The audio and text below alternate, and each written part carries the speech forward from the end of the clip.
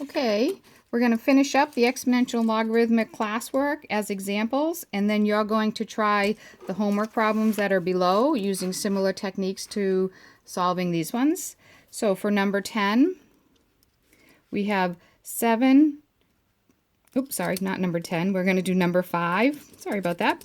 So for number 5, we're going to do 6 to the 4m is equal to 36, and we're supposed to solve the equation. So what values of m make this true? In order to solve exponential equations, you need to get into the same base on both sides.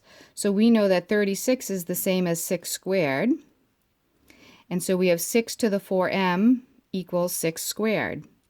If I have the same base raised to powers, then those powers have to be equal, so we can now solve the equation 4m has to be equal to 2.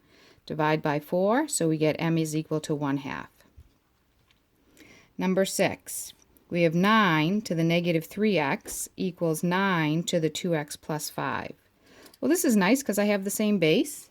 And seeing that I have the same base, I can just take the exponents and set them equal. So negative 3x must be equal to 2x plus 5. And then I'll subtract the 2x from both sides, and I get negative 5x equals 5.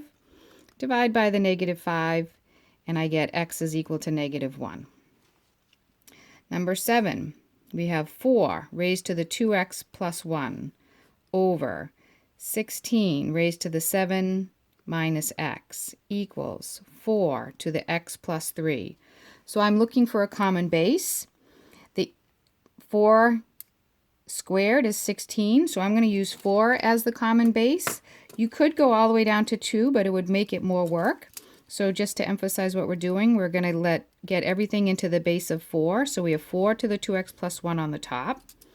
16 is 4 squared. So I have 4 squared to the 7 minus x.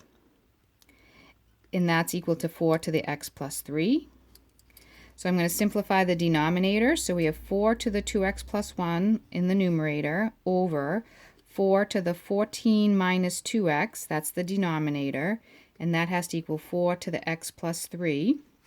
Now remember, when you divide, if you have the same base, you subtract the exponents. So this fraction becomes 4 to the 2x plus 1 minus 14 minus 2x, and that will equal 4 to the x plus 3.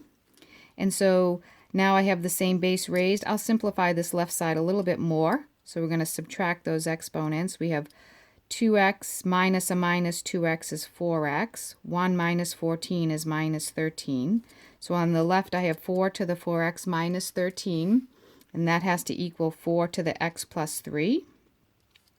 And so we get the equation 4x minus 13 has to equal x plus 3, because as soon as I have the same base, the exponents have to be equal. And when I solve that, I'll subtract the x, and we'll get 3x, add the 13, equals 16. So x has to equal 16 over 3.